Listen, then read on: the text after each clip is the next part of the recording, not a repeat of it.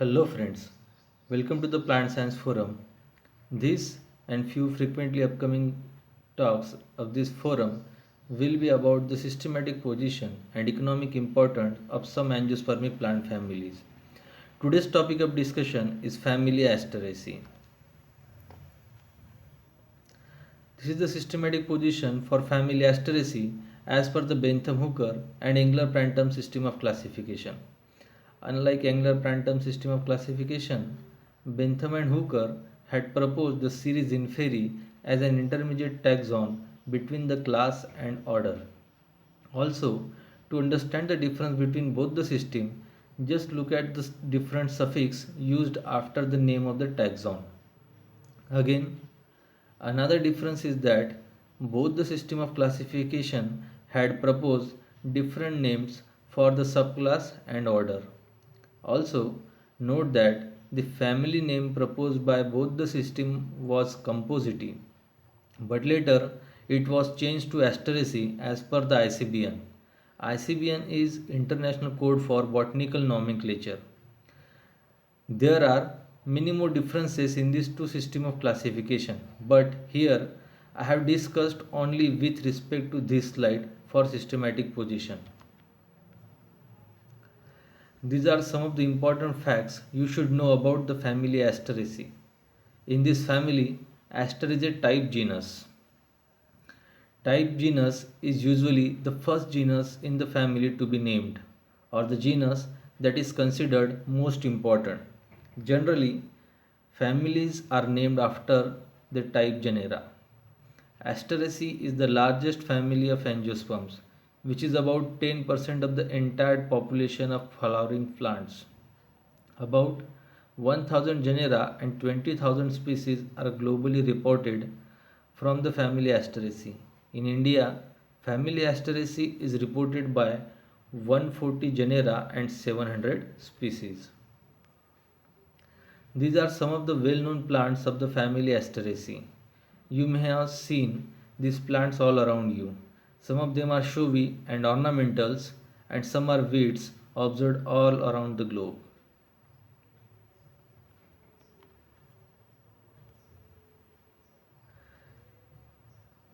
These are common vegetative characters observed in the family Asteraceae. Most of the plants are perennial or annual herbs. Some are shrubs and few are trees. As this family belongs to dicotyledons, the root shows taproot system. Leaves are without stipule and directly borne on the stem, so they are of simple type. Phyllotaxy is alternate, but some species also shows opposite phyllotaxy.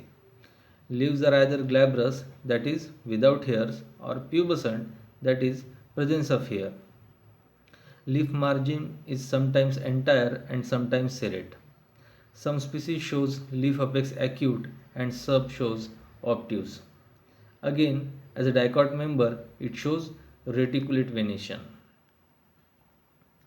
These are some of the photographic illustration for understanding the vegetative characters of the family Asteraceae.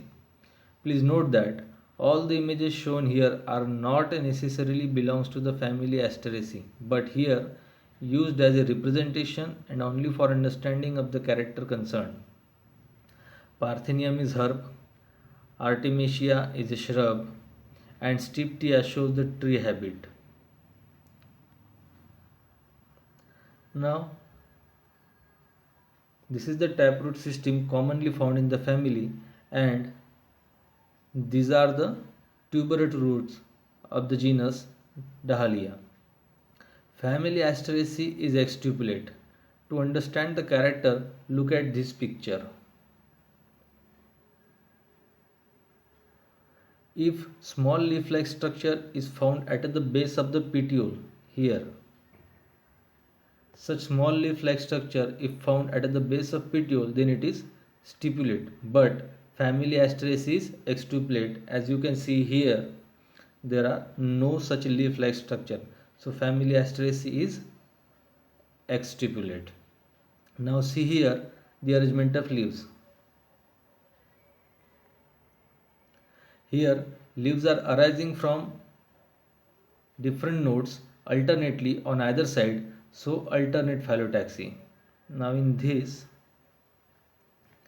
leaf are arising on the same node on either side, so it is a opposite phyllotaxy.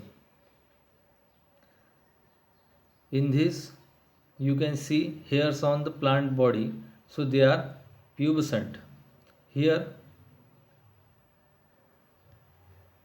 if you look at this, here the plant body is smooth, so it is a glabrous.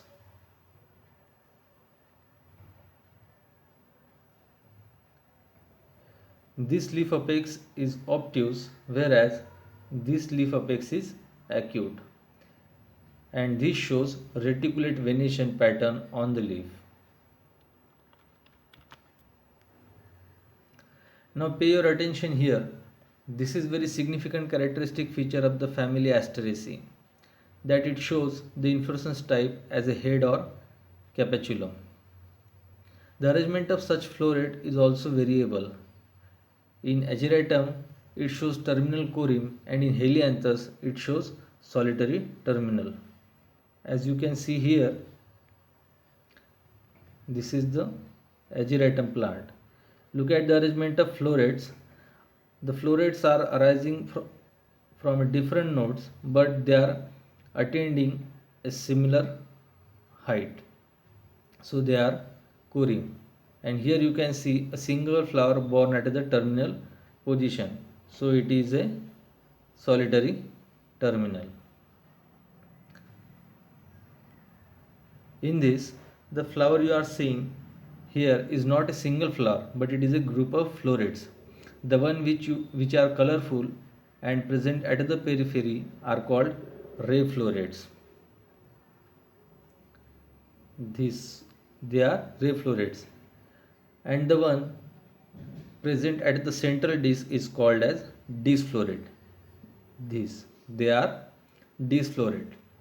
These florets are borne on receptacle, which may be conical, convex or concave.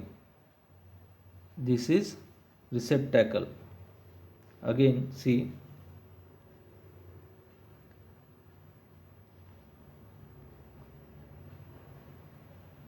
this is receptacle, which may be conical, convex or concave in shape.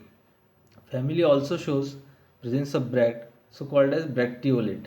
Bract is suspended or involucre or ligule, called as phyllary as a singular form, and phyllaries in a plural form. So this green color you are seeing, they are bracts.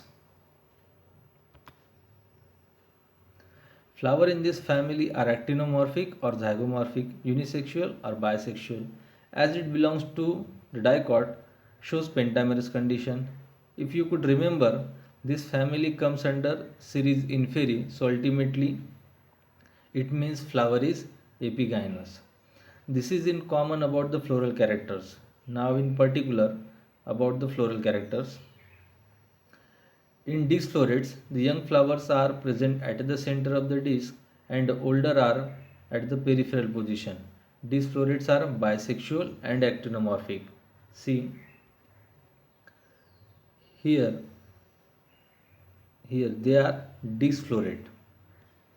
In disc floret, the one which are present in the central position, they are younger as compared to the one which are present at older position. The flower present on the disc, the small one you can see, they are bisexual and actinomorphic, whereas ray florets are colorful, which you are seeing here in large. They are colorful, they are present at the periphery. They show the showy petals of corolla is called as ligule. These are called as ligule, the large one. Ray florets are zygomorphic and generally unisexual. In this picture you can see the large colorful petals, they are ray florets, they are zygomorphic, they are unisexual. But here the smaller one, they are disc floret, they are bisexual and they are actinomorphic.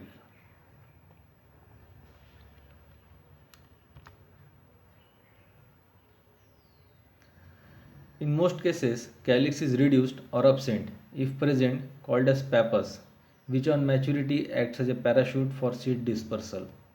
In corolla, petals are 5. The estivation is valvate. In disflorate, corolla is tubular, whereas in ray florets, some petals unite to form a large petal called as ligule and they are zygomorphic. As there are two types of florets in Asteraceae, it is called as heterogamous. Again see, this is ray floret. In ray floret, petals are united and form a large petal called as ligule. Now this is for disflorate. In disflorate, petals are united but they form a tubular structure and they are actinomorphic. Ray florets, they are zygomorphic. And as in a single condition, that means in a single unit, there are two kinds of flower, that is ray florets and disflorets. As there are two different types, so it is called as heterogamous.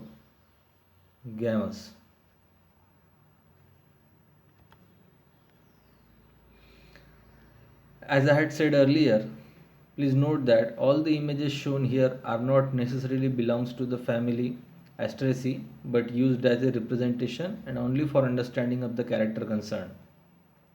Stamens are 5 and are attached to the petals. So epipetalous. Stamens are present on alternating lobes of the corolla. Another anther lobes are fused, whereas filaments are free. So condition is syngenesious. Here two fused carpels are present, so called as syncarpus. All the floral walls arose above the position of ovary, so ovary is inferior. Placentation is basal and nectar disc is also reported at the base of corolla tube.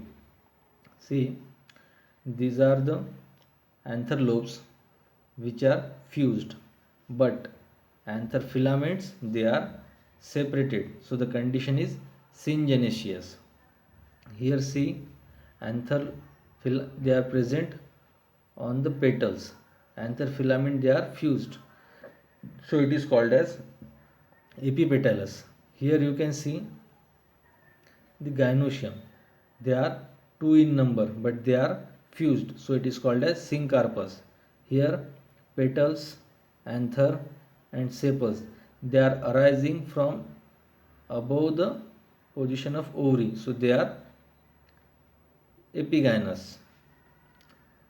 Flower is epigynous and ovary is inferior. There are two separate terms. Epigynous is used for the flower and inferior used for the gynoecium or ovary. And this is the basal type of placentation. Again, note the important feature in this family, that is Cypsela type of fruit. Here calyx form pappus which help in seed dispersion. Pollination is by variety of insects. Now just look at the floral formula, as it shows two florets, so separate formula is written. Before that, just see the picture.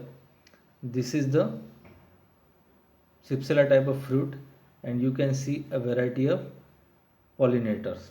Now come to the floral formula. In ray florets, it is bracteate, bracteolate, they are zygomorphic, unisexual.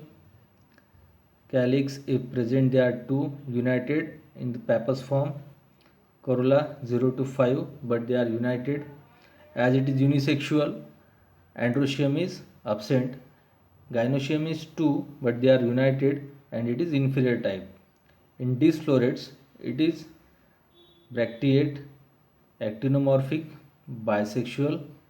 Calyx 5, they are united, so pappus. Corolla 5 united, androecium 5 united. Androecium is present on the corolla, so they are epipetalous. Gynoecium, it is 2 and inferior. Again, see here, these are the floral diagram for ray florets and disflorets.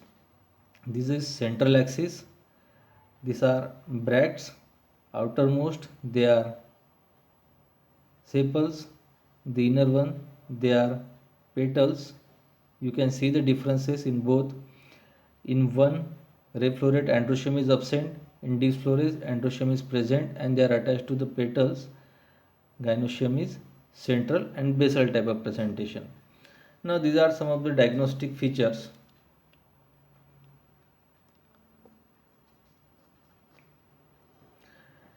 Most of the plant they are herb. Leaves shows alternate type of phyllotaxy. They are exstipulate. Reflorates they are zygomorphic ligulate. Disflorate they are actinomorphic tubular. Inflorescence is head or capitulum type. The bracts is involucre type. Calyx is pappus type. Estivation is valvate. The condition for androecium is syngenesious. There are two gynoecium, so bicarpillary. They are fused, so syncarpous.